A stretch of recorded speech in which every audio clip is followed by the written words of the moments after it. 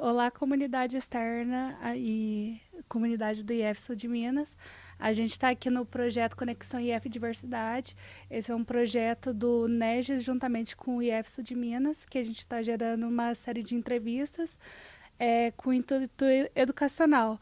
E hoje a gente está aqui com o Gabriel Sá, que vai falar um pouquinho sobre a masculinidade tóxica.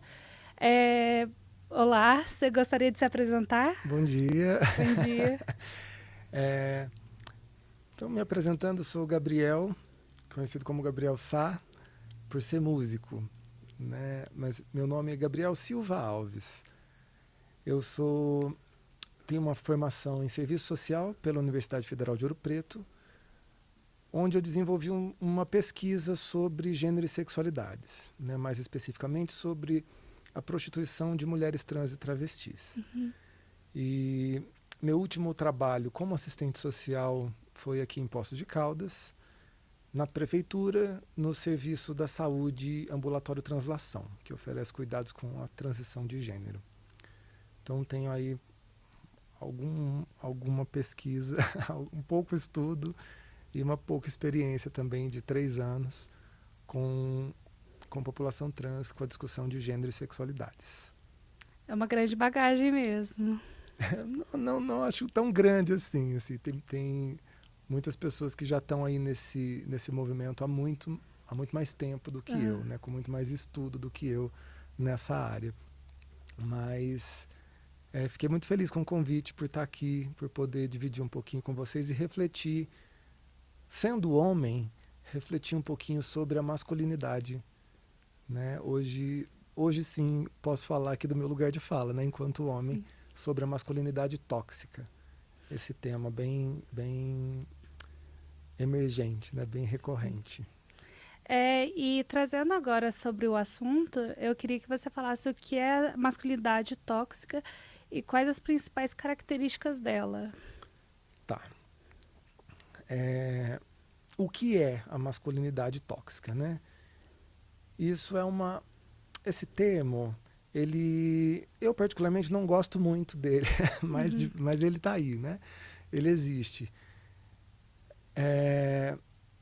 Ele caminha junto com o que a gente conhece também por masculinidade frágil, né? Que é o olhar que a gente lança sobre a masculinidade, né? Sobre o exercício da masculinidade. Esse sufixo "dade", né? Que é um modo de ser, né? Então ele está ligado ao olhar que a gente tem sobre o exercício do que é ser masculino, do que é exercer essa função social do gênero masculino, né? E aí, na minha compreensão, o que tem de tóxico aí é essa estrutura que determina esses papéis, né? Que é a estrutura do machismo. A ideia de que os homens são superiores às mulheres. A ideia de que o masculino é superior ao feminino.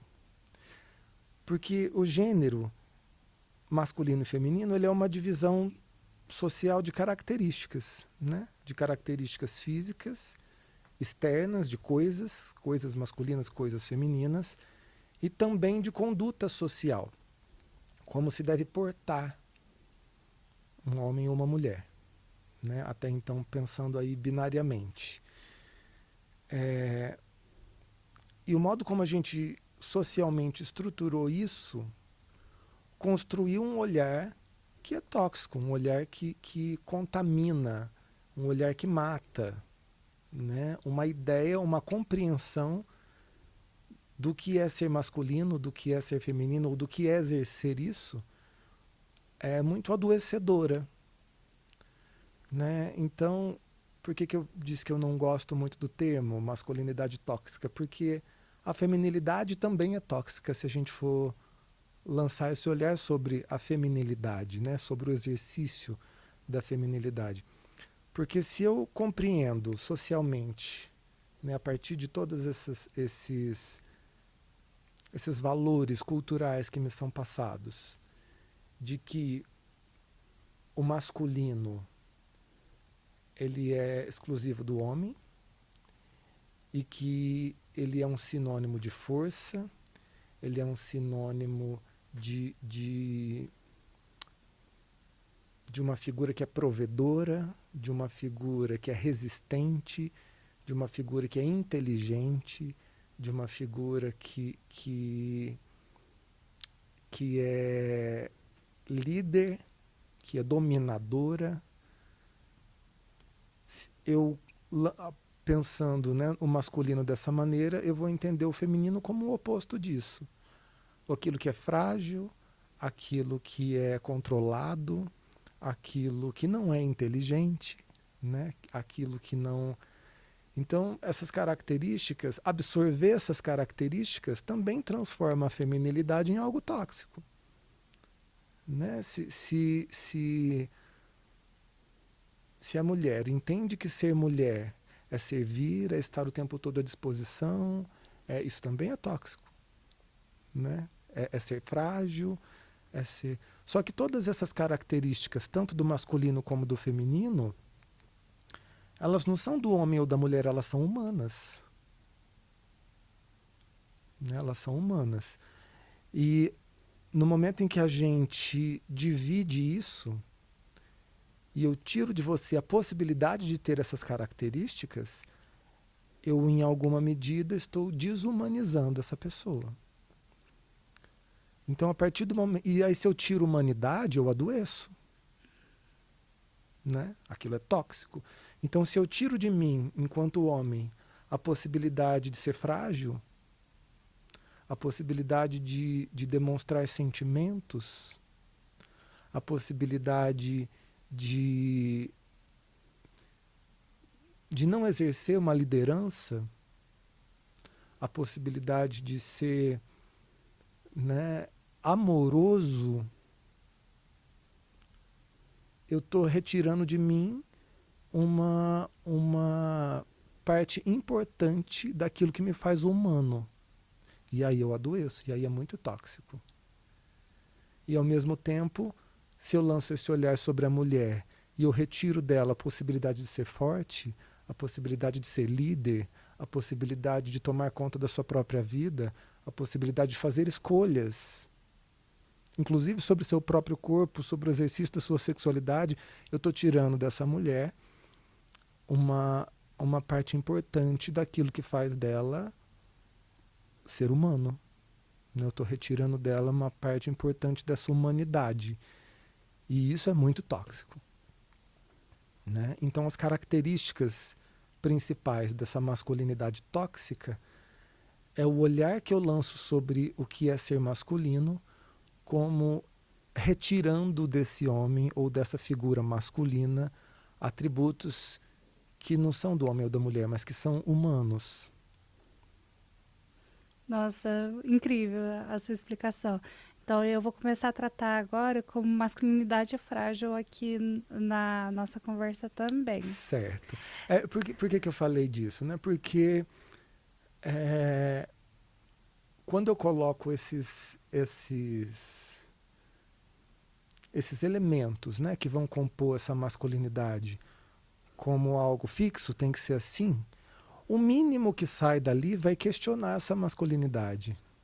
Né? Então a gente escuta desde criancinha que homem não chora. Uhum. Né? Se um homem hétero, né, senta com as pernas cruzadas, alguém vai falar: se esse homem, por características físicas e biológicas, tem uma voz mais fina, né, se esse homem não gosta de futebol ou de coisas consideradas do universo masculino, másculas e de uma virilidade, essa masculinidade vai ser questionada, né? Sim. Então, por isso que eu coloquei essa que eu disse que caminha, que está junto ali com essa masculinidade frágil, porque essa fragilidade é justamente aquilo que vai me questionar ali, que vai botar em cache o quão homem eu sou. E o interessante é que você começou a falar sobre essa, quando o homem começa a ter alguns comportamentos que fogem desse padrão que é esperado pela sociedade, a gente pode se perguntar também como que se constrói e se sustenta isso socialmente. Como se constrói e se sustenta isso socialmente, né? É, não é de hoje, né? Isso Não. não é uma questão que surge agora. Isso é uma questão que agora está começando a ser questionada, mas é de uma estrutura social mesmo. Então isso se constrói na cultura, Uhum. né? E quando eu digo na cultura, entendendo cultura como um modo de vida, tudo aquilo que compõe um modo de vida. Então vai desde de a criação familiar e como se estrutura essa família, né? Quantos abandonos paternos existem, né? Quantas referências masculinas, quantas Uhum. crianças nascem, crescem, vivem sem referência masculina, ou quando tem como uma referência masculina agressiva, violenta, né? Enfim, com bastante tóxica. E então vai desde aí, mas também uma pessoa ela não se forma apenas no núcleo familiar, é na escola, é no convívio social que a gente, né, nós somos seres sociais. Então é a mídia, são os filmes, são as histórias infantis, são os desenhos que a gente assiste, né, que a criança assiste, o desenho de menina, o desenho de menino, né, a violência presente nesses elementos de construção, que são de construção e manutenção social de uma cultura, de um modo de vida, né, nas músicas, na literatura. Então, isso se sustenta no nosso modo de vida, né? Se gesta e se sustenta ali, porque nesse fazer social que a gente cria os nossos valores, né? E também que a gente desconstrói esses valores e cria novos valores. Então, ao mesmo tempo que é aí que se cria, é aí que se tem a possibilidade de desconstruir esse pensamento. Interessante. E quais são os impactos individuais e sociais para os homens, mulheres e pessoas que rompem a fronteira binária de gênero, masculino e feminino? Tá. Impactos individuais e sociais, né? Isso. Então, os impactos individuais, aí depende de qual sujeito eu estou falando, né? Se são de homens, se são de mulheres, aonde que esse sujeito está inserido. Mas, de um modo geral, a gente pode dizer que, principalmente quando no que isso se refere ao controle das emoções, né? Quando a gente aprende que ser homem, para ser homem e para que ninguém questione o quão homem eu sou, eu não posso demonstrar sentimentos, a não ser que sejam sentimentos de raiva, de violência, de agressividade. Isso impacta, né, de uma maneira muito, muito forte essa saúde mental, né, esse entendimento do que é e de como me relacionar socialmente. Para as mulheres a mesma coisa, né? E o medo, ele é um elemento muito, muito presente tanto para o homem como para a mulher. Claro que de maneira diferente, né? Eu como homem tenho medo de que questionem a minha masculinidade, mas a mulher ou as identidades femininas, né, tudo aquilo todas aquelas identidades que estão dentro do gênero feminino, elas sofrem violência o tempo todo, o tempo todo. Eu não conheço uma mulher que nunca passou por um episódio de, de abuso, né? De algum nível de violência, né? Por ser mulher. Né? Isso impacta, isso gera medo, né? As pessoas têm medo de andar na rua em determinados horários, em determinados ambientes, sozinha. Né? Quantas mulheres não têm medo de andar sozinha? Né? E aí isso socialmente, isso impacta em números mesmo. A gente pode dizer isso em números. Sim. Né? A quantidade de assassinatos, né? O que a gente compreende hoje por feminicídio, que são as mulheres que morrem por serem mulheres. Né? Então, quem é que mata essas mulheres? Não são outras mulheres. Quem é que violenta essas mulheres? Não são outras mulheres. Se a gente pensa na população carcerária, quem é a maior parte da população carcerária? São os homens. Quem é a parcela da população que mais suicida? São os homens. Tem um documentário maravilhoso chamado O Silêncio dos Homens, que fala justamente sobre isso, sobre o modo como a gente silencia as nossas emoções e como isso vai impactar diretamente na nossa vida, na nossa saúde física, mental, social, sexual. Né? Que a gente vai retirando esses elementos da nossa humanidade e vamos adoecendo. Né? Então eu não posso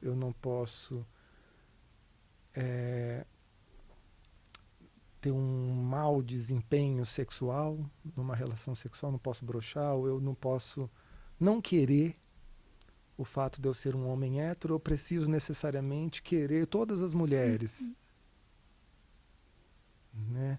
Ou demonstrar isso, muitas vezes de maneira violenta. Né? Eu preciso dar cantadas, porque senão vão questionar a minha masculinidade. Eu preciso, né? Enfim.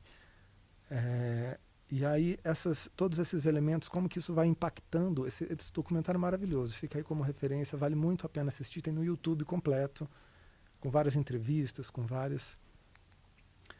vários homens de diversas classes sociais, de diversas, né, realidades sociais diferentes, e como que isso impacta a todos.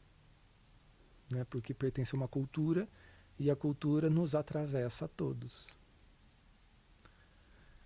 Então esses impactos eles trazem para a nossa realidade um sintoma social pesado, muito pesado. Nossa, eu imagino isso mesmo, porque existem números, são dados. Então, assim, não tem como questionar os dados. E puxando esse gancho que fala sobre a violência, como que a masculinidade frágil ela pode se relacionar com outras questões sociais, como racismo e xenofobia? Tá. Aí eu não vou usar o termo masculinidade frágil, eu vou usar o machismo. Uhum. Né? Porque é daí que forja ali, que se constrói essa ideia da masculinidade frágil, da masculinidade tóxica, né? Porque dessa estrutura social chamada machismo que vem a minha compreensão do que é ser homem, do que é exercer o masculino, né? Ou a masculinidade. E o machismo, assim como o racismo, né? Assim como o gênero, ele é um pilar, assim como a classe, né? Ele é um pilar de sustentação das estruturas sociais. Então, a nossa sociedade ela se estrutura da maneira como ela é, mundialmente, né, globalmente falando, por conta dessas estruturas que estão diretamente ligadas e que, quando elas se atravessam, elas dão conta de mascarar uma a outra. Né? Acho que está meio confuso. Vamos tentar explicar. Então, por exemplo,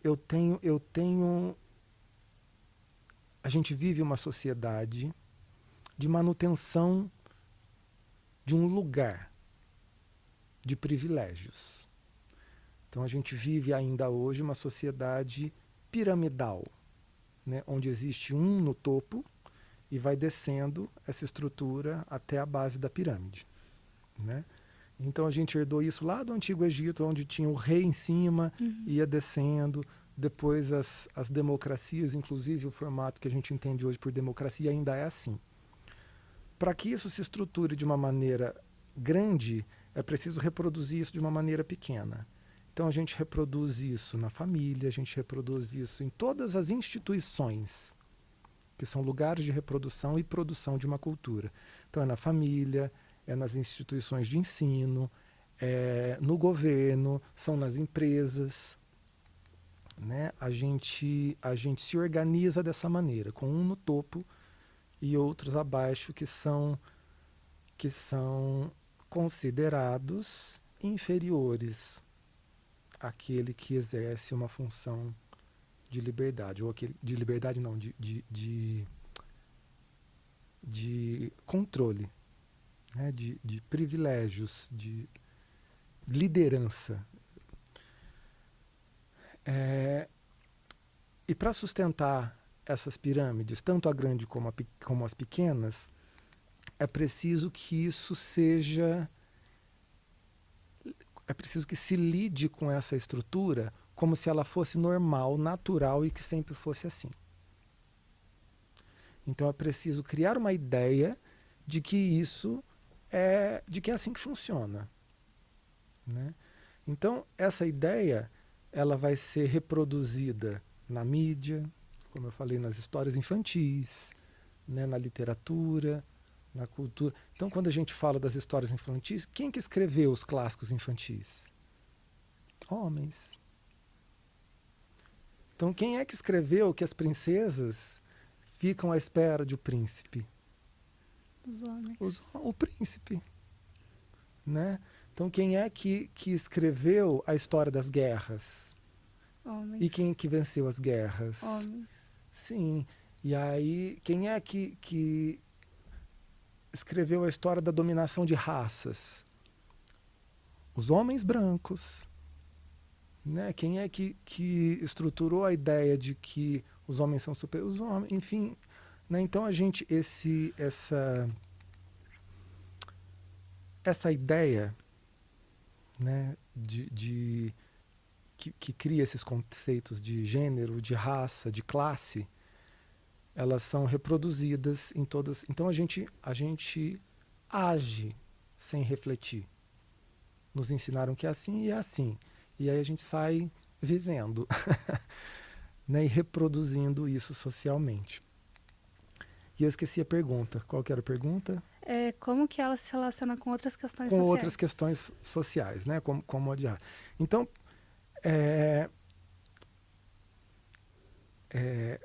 como eu falei, que elas se sobrepõem, né? Elas dão conta de mascarar uma a outra. Então, o que eu preciso para subir na pirâmide? Adquirir características que me coloquem ali. Então, se eu sou pobre, se eu não tenho ali características desse pilar de sustentação de classe, mas eu sou homem, eu consigo subir um pouquinho. Né? Eu consegui mascarar um pouco ali a questão de classe. Mas se eu sou um homem negro, opa, já desci mais um pouquinho. Então eu ainda estou acima das mulheres, mas eu estou abaixo dos homens brancos. Então a gente vai... É muito cruel o modo como se estrutura essa organização social e a construção desse entendimento da nossa cultura, porque nos coloca em disputa uns com os outros o tempo todo. O tempo todo. Né? Como se fosse possível chegar no topo da pirâmide. E não é. O topo da pirâmide é de quem nasceu ali. Né? Quem que vai herdar o trono? É o filho do rei. Né? É o filho do rei que vai herdar o trono. Então eu não vou chegar no topo da pirâmide, mesmo sendo um homem branco. Né? E aí essas características sociais faz com que a gente olhe uns para os outros com mais ou menos admiração, com mais ou menos desejo, com mais ou menos cuidado, com mais ou menos humanidade. Né? Essa ideia faz com que eu olhe para uma pessoa como se ela fosse menos humana do que eu. Né? São essas ideias que fazem com que eu fique extremamente comovido mesmo, essa é a palavra, com um noticiário do jornal de que uma escola foi invadida e assassinaram algumas crianças, e pule por cima de uma pessoa em situação de rua sem que aquilo me abale. Por quê? Porque eu olho para aquela pessoa que está em situação de rua como se ela fosse menos humana. Né? Então me comove muito uma criança branca ser assassinada na escola, mas não me incomoda que o índice de assassinatos de jovens negros na periferia pela polícia seja alto. Né? Esses números não me afetam como me afeta o outro. Uhum. Né? Por quê? Porque eu olho para essa figura, para essa pessoa, como se ela valesse mais. Eu atribuo àquela pessoa que tem essas ou aquelas características mais valor social, mais humanidade, inclusive mais garantia de direitos. Né? Então, esses elementos, eles se cruzam o tempo todo, porque eles são os elementos de raça, os elementos de classe, os elementos de gênero. Eles se cruzam o tempo todo porque eles são os pilares de sustentação dessa pirâmide social que a gente se organizou. Nossa, muito interessante, muito impactante isso mesmo. E existe saída para isso? Existe uma saída? Eu quero acreditar que sim. Eu penso que existe saída. Eu penso que estamos saindo. Né? Se a gente olhar historicamente, tivemos muitos avanços. Lentos, mas muitos avanços. Né? Se a gente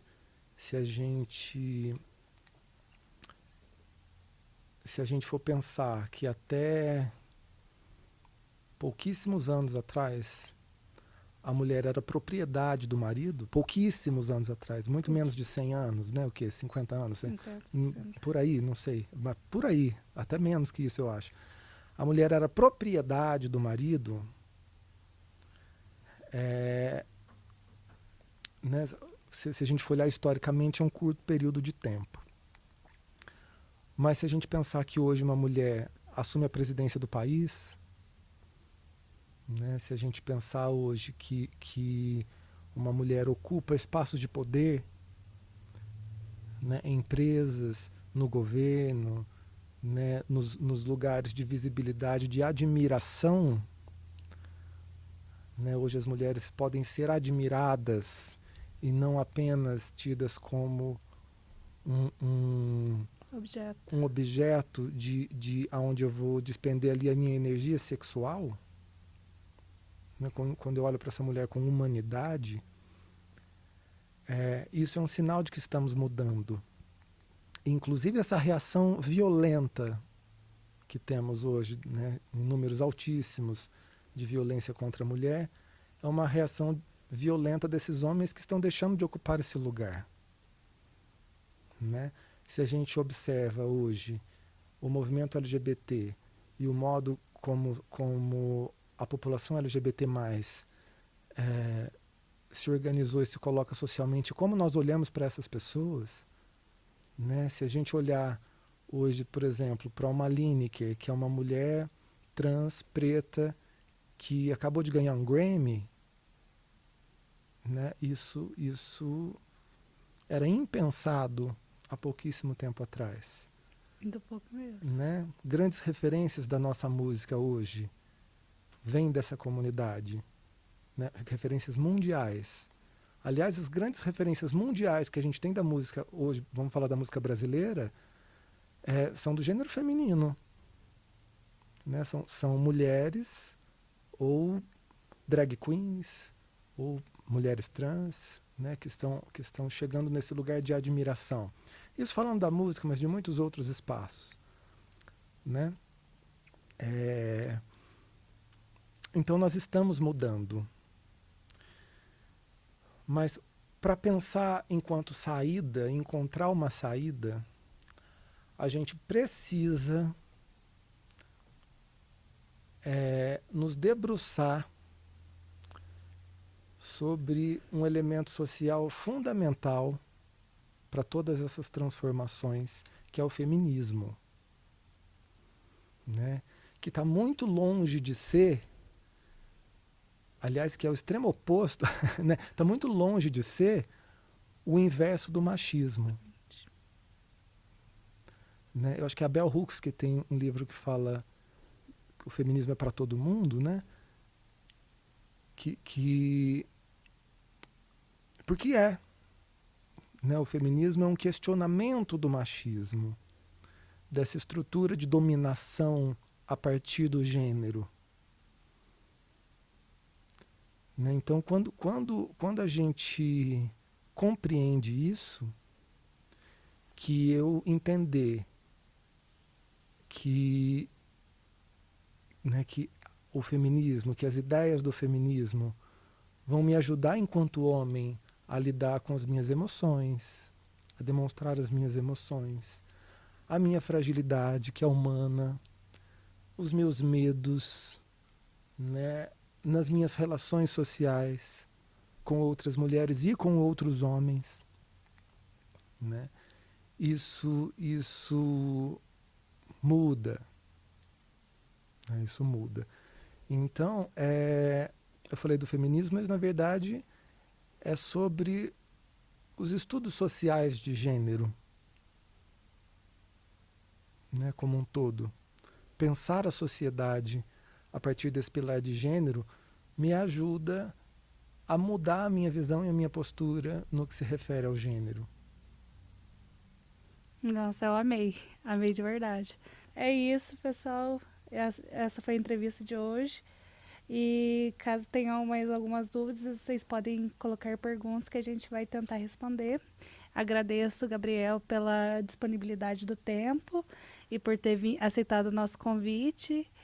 E muito obrigada ao IF Sul de Minas e ao NERJAS também por permitir essa construção de conhecimento. Muito obrigado pelo convite, pela participação e continuem fomentando essas discussões, que isso também é uma saída, né? Principalmente em instituições de ensino, que é um importante espaço de produção e reprodução da nossa cultura, né? Esse é um importante espaço de mudança social. Então, que isso continue, que isso se desdobre em coisas muito maiores. Obrigada. Eu que agradeço.